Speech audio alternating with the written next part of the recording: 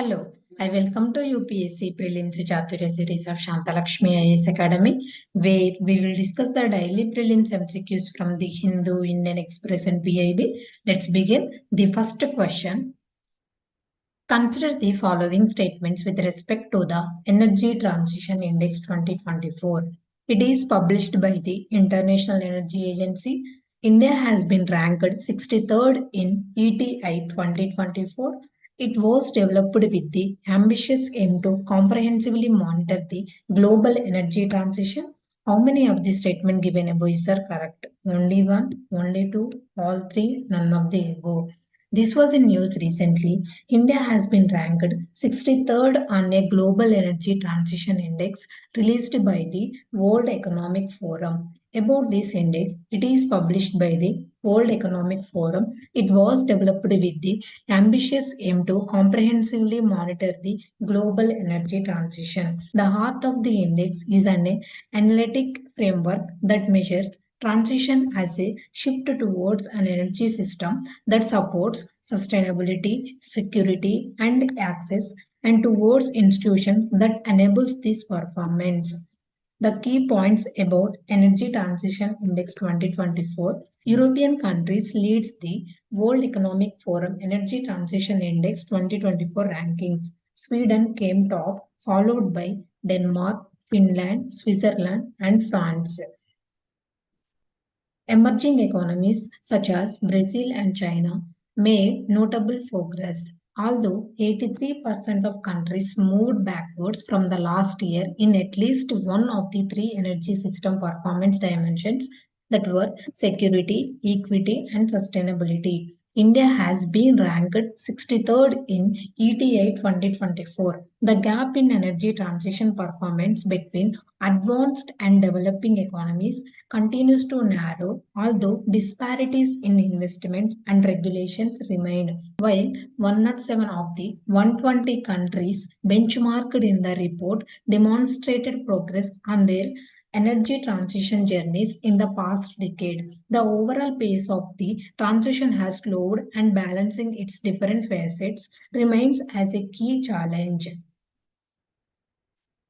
The WEF also lauded the strides made by India in its clean energy infrastructure, with renewable energy and biomass comprising 42% of its power generation capacity, making it the fourth largest renewables market globally. So the answer is only 2, because it is published by the World Economic Forum, not International Energy Agency. Moving to the next question. Choose correct one with respect to the INS Sunena. It is a Sarayu class offshore patrol vessel which was commissioned at Kochi. It is based under Southern Naval Commander and is built at Goa Shipyard Limited. Which of the statement given above are correct? One only, two only, both one and two, neither one or two.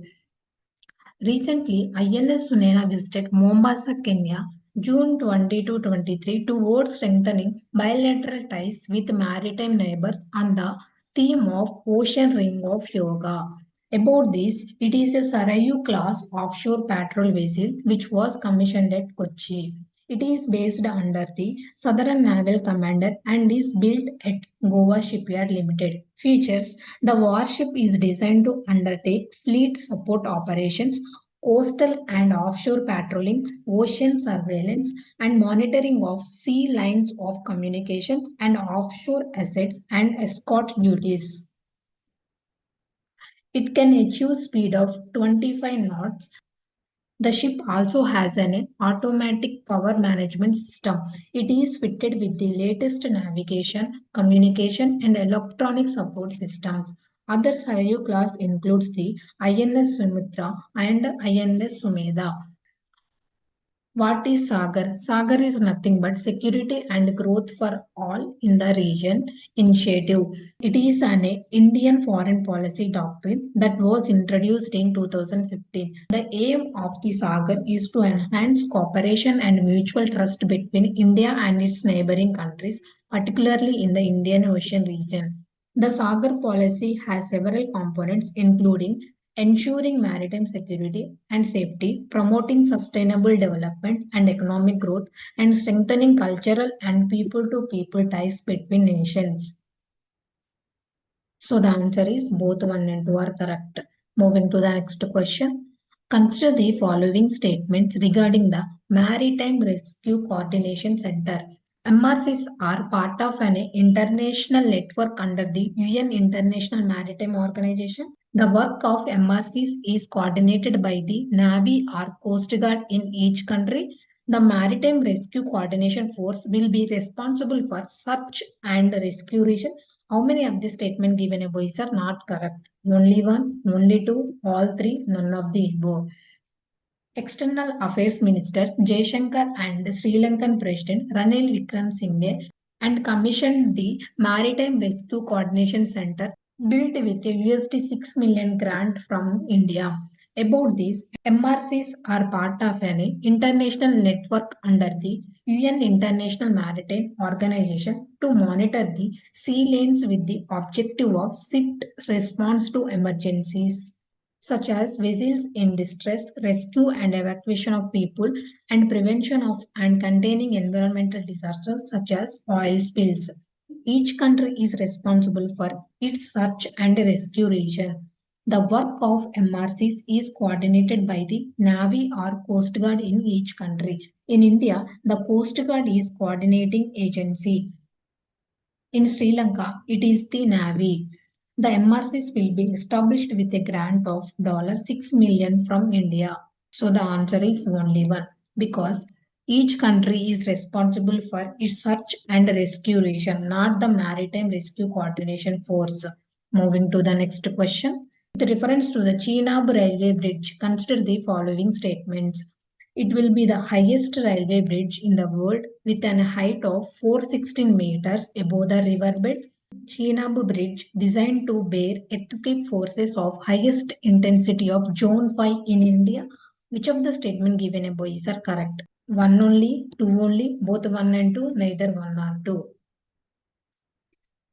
The Railways on Thursday successfully conducted a trial run of 8-coach MEMU train on the world's highest railway bridge, Chenab Bridge in Jammu and Kashmir, paving the way for the start of a rail service on the route from Resi to Baramulla.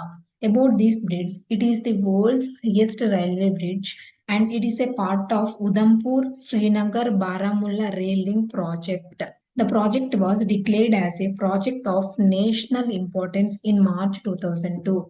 This bridge is 1,315 meter long and is the highest railway bridge in the world, being 359 meter above the riverbed level.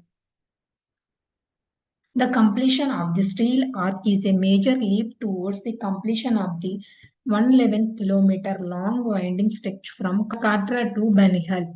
It is arguably the biggest civil engineering challenge faced by any railway project in India in recent history. Unique features of this bridge designed to withstand high wind speed up to 266 km per hour. Bridge designed for blast load in consultation with DRDO for the first time in India. Bridge designed to bear earthquake forces of highest intensity, Zone 5 in India. First time on Indian Railways phased array ultrasonic testing machines used for testing for whales. First time on Indian Railways, National Accreditation Board for Testing and Calibration Laboratories Aggregated Lab established at site for whale testing. Extensive health monitoring and warning system planned through state-of-art instrumentation. So the answer is 2 only because it will be the highest railway bridge in the world with a height of 359 meters above the riverbed, not 416. Moving to the next question. Consider the following statements about eShram portal. It is launched by the Ministry of Commerce and Industry. It is a one-stop solution for unorganized workers of the country. The registration in the portal is fully Aadhaar verified and Aadhaar seeded. How many of the statements given above are correct? Only one, only two, all three, none of the above. The Indian delegation to the 112th International Labour Conference, led by the Secretary, Ministry of Labour and Employment, showcased the e-Shram portal and its present integration and achievements during the sidelines of ILC at Geneva, Switzerland. About this portal, it was launched by the Ministry of Labour and Employment in 2021 for registration and creation of a comprehensive national database of unorganized workers. It allows an unorganized worker to register himself or herself on portal on a self-declaration basis under 400 occupations in 30 broad occupation sectors. It is a one-stop solution for unorganized workers of the country. The registration in the portal is fully Aadhaar verified and Aadhaar seeded. Any unorganized workers can register himself or herself on the portal on a self-declaration basis. The ministry aims to facilitate access to various social security schemes being implemented by various ministries or departments for the benefits of the unorganized workers through the e-Shram portal. The portal is presently integrated with the National Career Service portal, Skill India Digital Hub, My Scheme portal, and the Pradhan Mantri Shram Yogi Mandan scheme. So the answer is only 2, because it is launched by the Ministry of Labour and Employment, not Ministry of Commerce and Industry. Thank you. This is the today's session.